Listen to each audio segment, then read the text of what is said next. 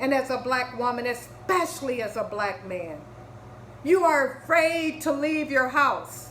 You are afraid to drive your car down the road.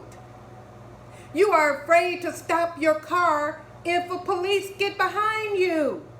This is not a mukbang. Well, guys, how you been doing? I've been doing pretty good, guys. I've been missing you guys. Haven't been doing any mukbangs. I don't even know where to begin. So much is going on. So let's just start from the beginning, okay? As you guys all know, we came upon this pandemic. Shannon and I, who Shannon used to do and was doing the mukbangs with me, and we tried doing one live where we talked about the coronavirus, and my channel got flagged and everything because I did put the word corona in there. I should have known better, but I just wanted everybody to know exactly what I was going to be, talking about. Now they've relaxed the rules, and I guess you can put that in your title, although I'm not going to put it in my title because I don't want to take any chances. But as I said, this is not a mukbang. So if you guys are here for a mukbang right now, it's not happening.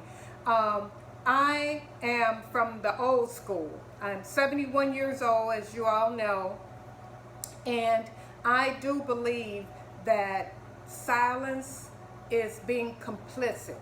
You know, when you're silent about something, you may as well agree with it. And I'm not one to do that.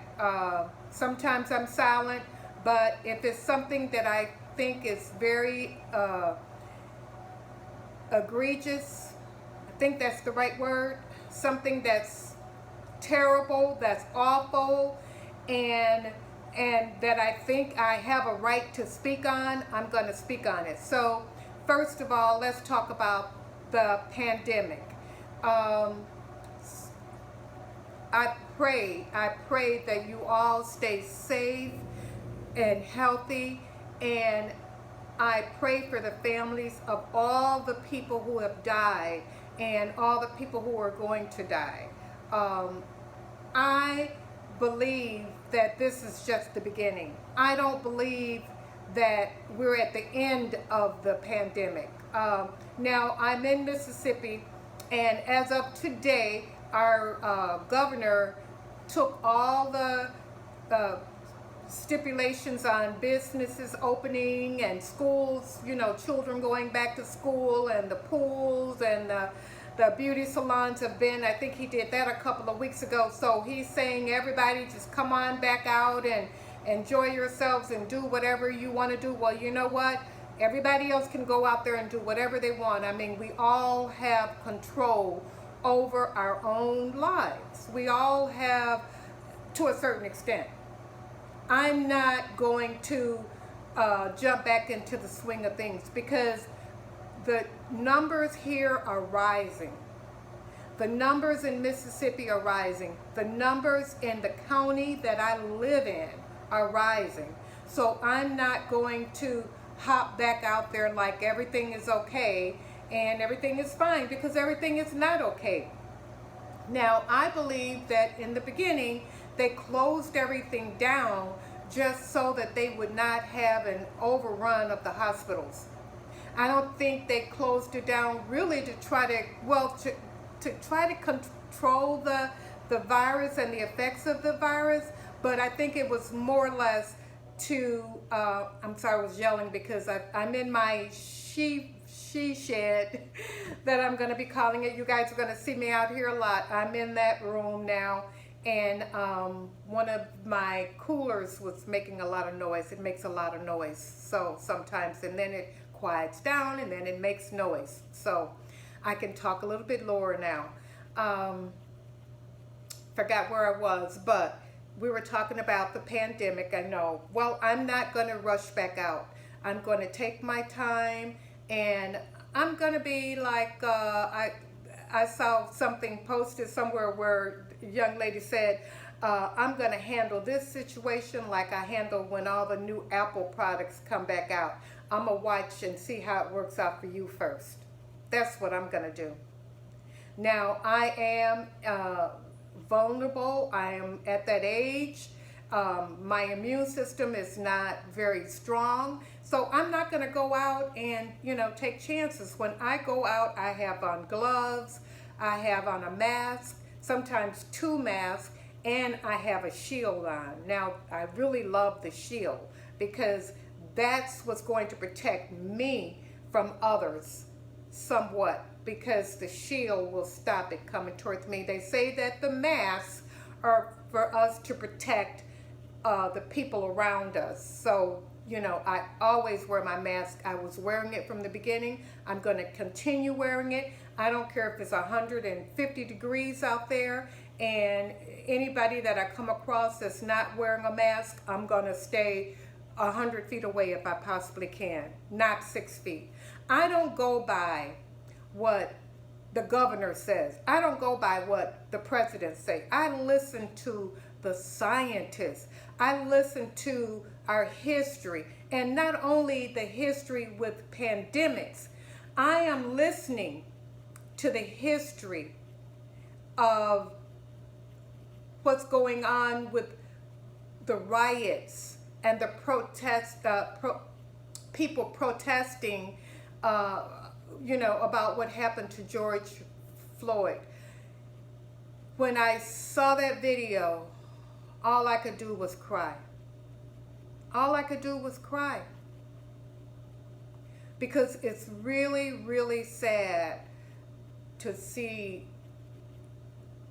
it's more than sad, to see another human being literally die. And to see another human being die, it's just not right.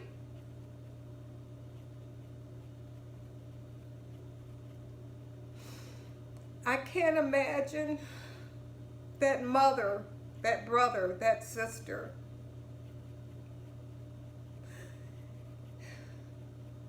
There's no reason that that should have happened. And for it to be happening because of a so-called $20 counterfeit bill, it's wrong.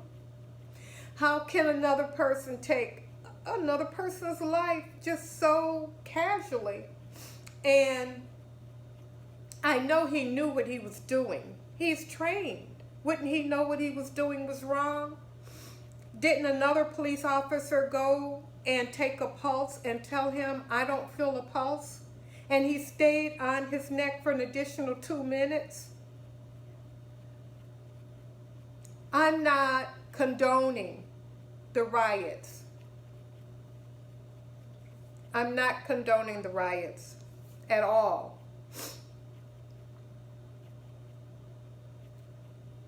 There's so many moving pieces to this riot, the riots that are going on. There's so many little nuances that you have to really pay attention to see why it's happening. Now, if you look closely at a lot of them, you'll see that it's not just black people that are rioting. There's white people that are rioting. But who's causing a lot of the riots? Initially, you can see that there were instigators. There are instigators that are in there. They are in there. They're going up and breaking the windows to these stores. And in one video, I saw this instigator with a hammer breaking the window. And all of these people were standing around watching. While the window is open, one person goes through the window, there goes everybody else. And that's the riot starts. Now, it's not right. Rioting, destroying people's property, burning up people's buildings. It's not right. And I never thought that I would live to see it happen yet once again. I lived through a riot in 1968 for something very similar. A black man's life was taken, Dr. Martin Luther King, and people were furious and they did riot. I lived in that neighborhood on the west side of Chicago. I lived there. I walked those streets. I saw the buildings burn. I saw the businesses burn down around me. I smelled the smoke for days and months. I saw the rubble and I saw the destruction that was left behind. People, you're not just destroying other people's property. You are destroying your own. You're destroying your own lives. You're destroying your grandparents' lives. You're destroying the stores that you depend on. After the riot in Chicago on the west side where I lived, we had no decent grocery stores. We had no name brand grocery stores. Still to this day, there are no name brand grocery stores that you can, relate to. You're destroying jobs in your community.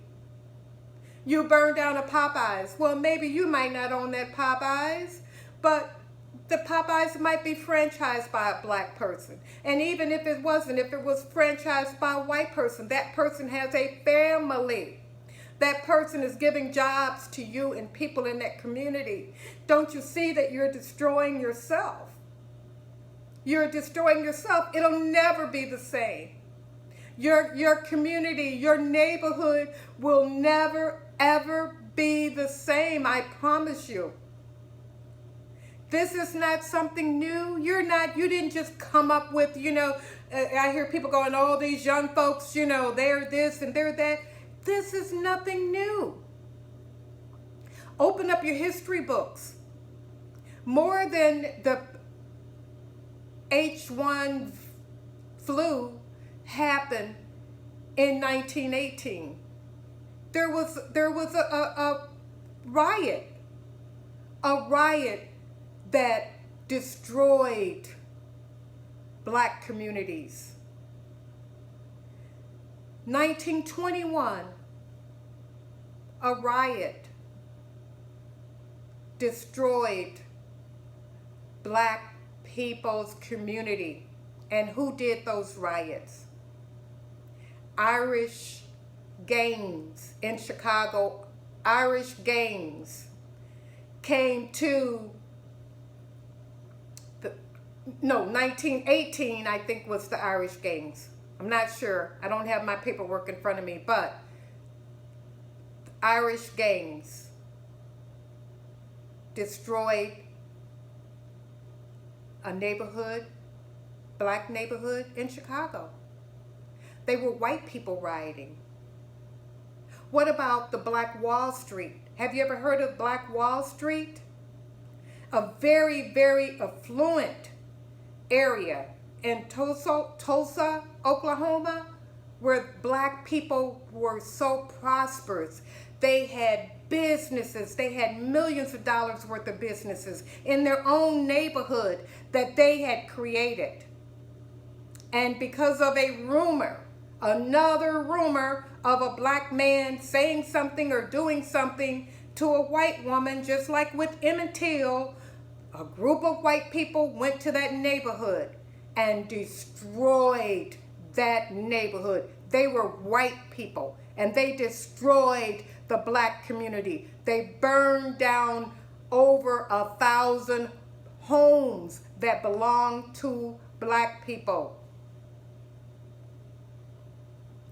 When are we going to learn?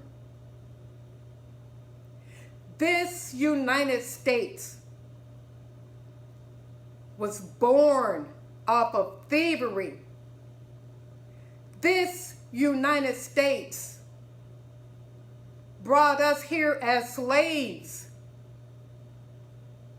They ripped us from our country and brought us here. And I don't want to hear the garbage about black people sold black people into slavery. Well, black people didn't send the ships over there, and black people didn't put the people on the ships. And there's millions of black people that died, that jumped overboard because they didn't know where they were going or what was going to happen. This, black people, is not your country. It's not your country. I'm 71 and I know that. What can we do about it though? This is where we're born and raised. We have nowhere else to go back to. We have nowhere else to go back to. If you don't have the money, you don't have the power. If you don't have the money, you don't have the power. And how do you get the money? By going to school, by becoming educated, by finishing high school, by finishing college, by opening up your own businesses.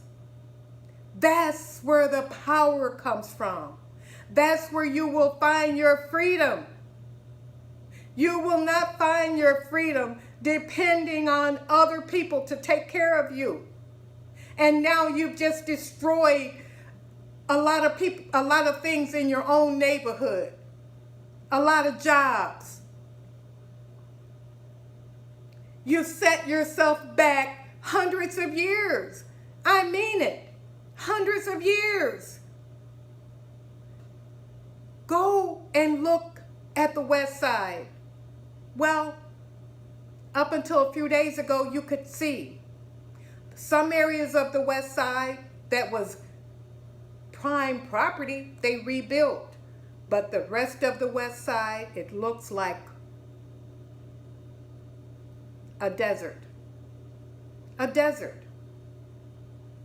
And that's why people are frustrated. But you don't get it back by rioting.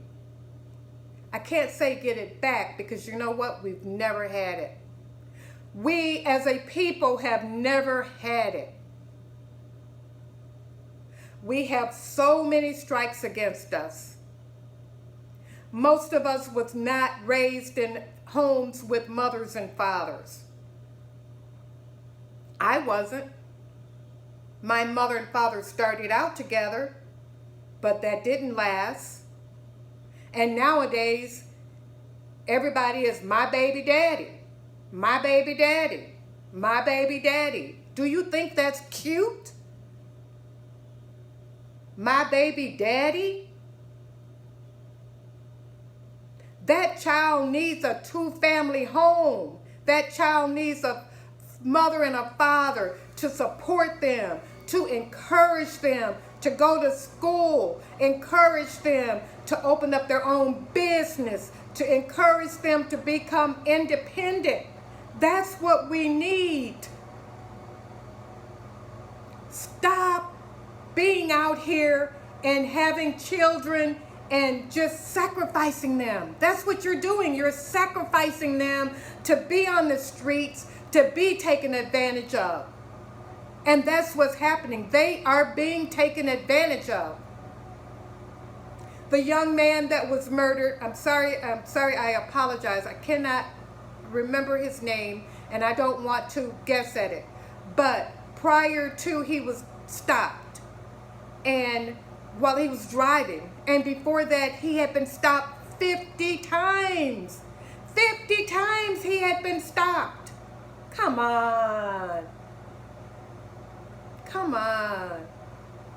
As a black man and as a black woman, especially as a black man, you are afraid to leave your house. You are afraid to drive your car down the road. You are afraid to stop your car if a police get behind you. If they get behind you, you're afraid to stop. What's going to happen when you stop? Oh, Lord. Being silent is being complicit. And I know I have a YouTube channel, and I know I need to be politically correct, and I am being politically correct. I've lived it. I've lived going through riots. I've lived being discriminated against. My first job, I got it through affirmative action. And it took me 13 years to be working as a teller in that bank. 13 years working as a teller before I got promoted to be a supervisor. 13 years because they would not make a black person a supervisor. I was the first. I should not have been the first. I don't take any pride in that honor. People, we got to get it together as a people. We got to do better. We got to do better by our children. Don't listen to the president. Don't. He does not care about you.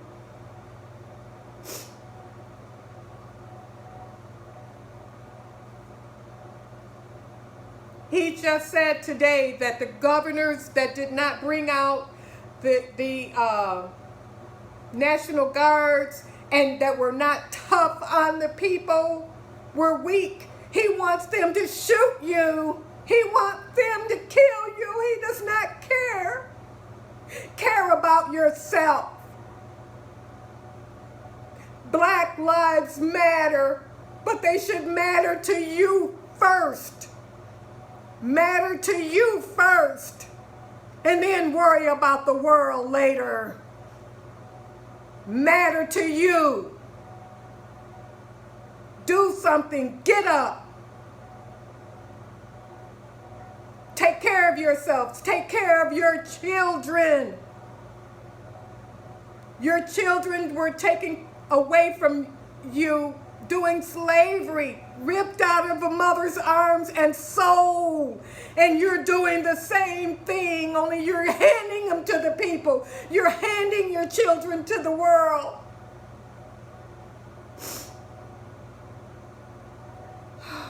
I'm so sorry to be so emotional, but it's in me. It's in me, and I'm not going to be around to help carve this new generation. I did what I could for my children. I gave them everything and more of what I did not have. Me and my husband stayed together. We were together for 53 years, and don't you think we had issues and problems, but we would not desert our daughters.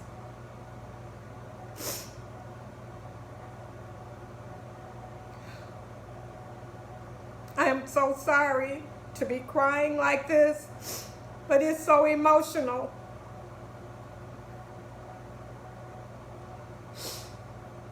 Guys, you will be seeing me here more often, and you won't be seeing as many mukbangs, because you know what, with this pandemic, a second wave is coming, and you better prepare yourselves. Take that stimulus money and buy food, buy seed, buy a freezer, start canning, stock up, prepare yourself. And if the worst case scenario don't happen, you still have food. It's not going to go anywhere. You can eat it, but prepare yourself, be ready. Get ready. So guys, I'm going to be doing a lot of preparing myself, preparing my family, and I hope that you'll join me on this journey. I'm going to film it, whether I have one person watching it or two people watching it. I'm going to show you how to can meats and soups and beans. I'm going to show you how to store rice and flour and meal and sugar. We're going to do this together. And step by step, I'm learning some things. I know how to can some things I've never canned before. So as I'm learning, you can learn with me. You can learn to get yourself ready for what's going to happen. And believe me, it's going to happen. There's going to be a second wave. Until we get a vaccine for it, we're in trouble. Let's get ready, and let's get ready together. Join me if you will. I love you, karma babies.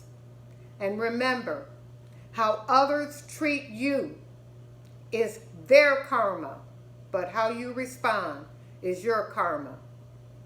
How I respond in this situation, the pandemic, the murders, the shutdown of businesses and stores, how I respond is going to be my karma. And I love life. Even though I'm here in America, where my life is not valued by many, my life is valued by me. And yours needs to be valued by you. And your children need to be valued by you. Get it together, folks. Get it together. Because if you don't get it together, somebody will get it together for you.